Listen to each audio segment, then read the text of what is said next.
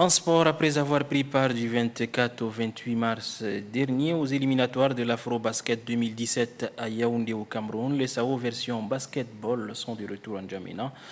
Hier après-midi, ils étaient face aux hommes des médias au plateau du lycée Félix Ebouy. On fait le point avec Kadnouba Théophile.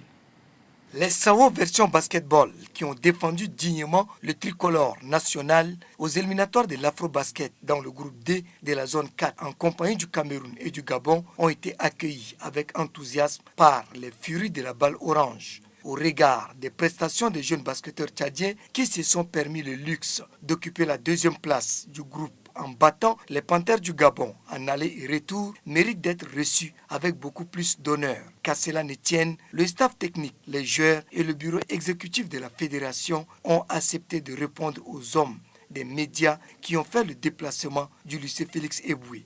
On a eu l'aval du ministre de la Jeunesse et des Sports. C'est ça qui nous a permis de nous endetter. Parce que si on n'avait pas l'aval, on n'allait pas partir. Nous sommes venus, on a vu, on a vaincu.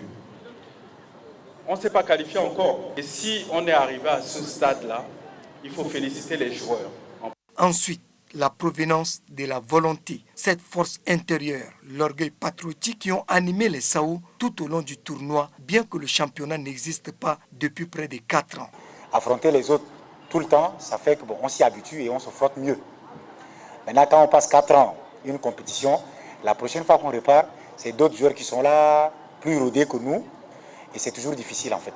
Donc, nous, on compense ça avec le cœur. Deuxième de la poule D de la zone 4 et 10e sur les 34 pays ayant participé à ces éliminatoires de l'Afro-Basket, les SAO ont encore l'espoir de participer à la phase finale de l'Afro-Basket 2017 prévue en août prochain à Brazzaville, au Congo.